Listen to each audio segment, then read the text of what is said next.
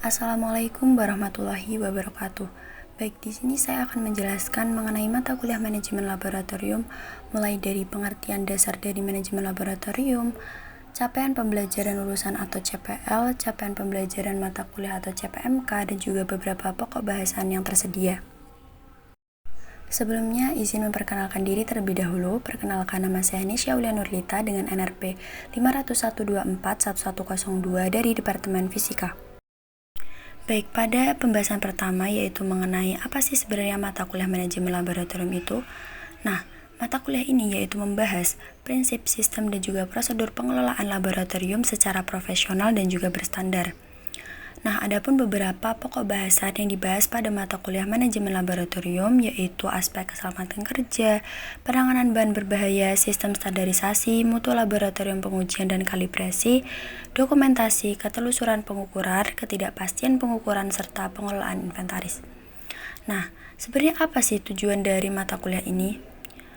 Tujuannya yaitu untuk membekali mahasiswa dengan pemahaman konseptual dan praktis agar mampu mengelola laboratorium secara aman, efektif, dan sesuai standar yang berlaku.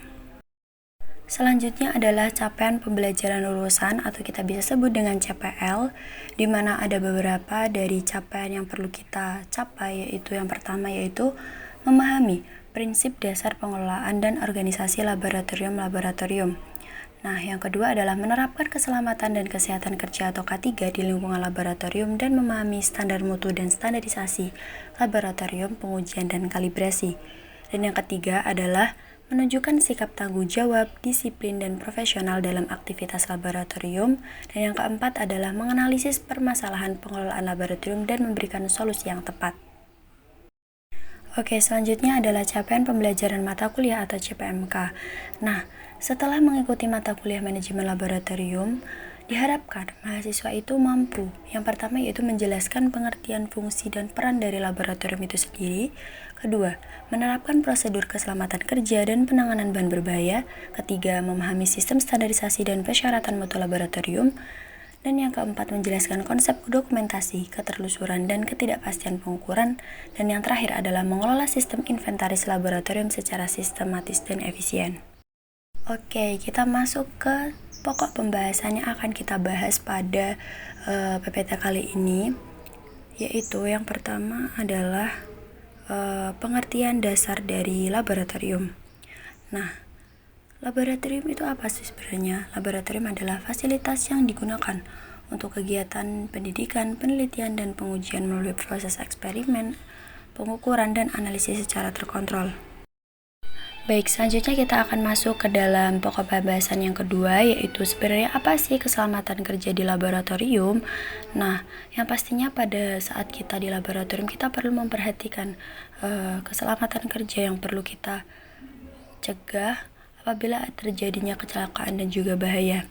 Nah, keselamatan kerja di laboratorium merupakan upaya pencegahan kecelakaan dan bahaya kerja melalui penerapan prosedur keselamatan, penggunaan alat pelindung diri, dan kepatuhan terhadap standar operasional.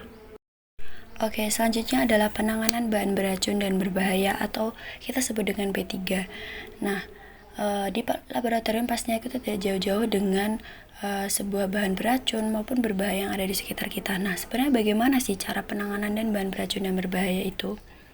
Sebelumnya kita akan tahu bagaimana penanganan bahan beracun dan berbahaya itu dilakukan dengan prosedur khusus yang meliputi penyimpanan, pelabelan, penggunaan, dan pembuangan limbah secara aman sesuai dengan peraturan. Nah, kita tidak boleh sembarangan dalam menangani bahan beracun dan berbahaya karena pasti ada proses-prosesnya. Dan kita perlu untuk mematuhinya sesuai dengan peraturan. Oke, selanjutnya adalah pengertian dan ruang lingkup sistem standarisasi dari laboratorium. Nah, standarisasi laboratorium adalah sistem pengaturan untuk menjamin konsistensi, akurasi, dan keandalan hasil pengujian melalui standar prosedur peralatan dan kompetensi personal. Oke, selanjutnya adalah pokok pembahasan kita mengenai persyaratan teknis dan persyaratan mutu laboratorium pengujian dan juga kalibrasi. Nah, persyaratan teknis itu mencakup peralatan, metode, dan lingkungan kerja, sedangkan persyaratan mutu itu berkaitan dengan sistem manajemen mutu untuk menjamin keabsahan dari hasil pengujian itu tersendiri. Oke, selanjutnya adalah sistem dokumentasi dan keterlusuran dari pengukuran. Nah, dokumentasi adalah pencatatan seluruh aktivitas dan hasil pengujian kita di dalam laboratorium, sedangkan keterlusuran pengukuran memastikan hasil dapat ditelusuri ke standar melalui proses kalibrasi berantai. Oke, baik, kita lanjut ke ketidakpastian pengukuran. Ketidakpastian pengukuran menyatakan tingkat keraguan terhadap hasil pengukuran dan digunakan untuk menilai kualitas secara keandalan data. Dan selanjutnya yang terakhir adalah sistem inventari dari laboratorium, yaitu sistem inventaris laboratorium adalah pengolahan, pencatatan, penyimpanan, dan pemeliharaan alat serta bahan agar penggunaannya efektif dan juga terkontrol nantinya. Jadi sistem inventari ini tuh juga penting dalam laboratorium agar kita tahu bagaimana sih pengolahan dan penyimpanan serta pemeliharaan alat serta bahan agar penggunaannya efektif dan juga terkontrol. Oke, baik, karena tadi kita sudah masuk pada pokok pembahasan yang terakhir, dan yang terakhir adalah penutup. Jadi, manajemen laboratorium yang baik itu sangat penting untuk menjamin keselamatan, mutu hasil pengukuran, dan kelancaran kegiatan pendidikan serta penelitian di bidang laboratorium. Nah, pemahaman konsep dari manajemen laboratorium menjadi bekal penting bagi mahasiswa laboratorium dalam menghadapi dunia akademik maupun profesional. Baik, saya tutup.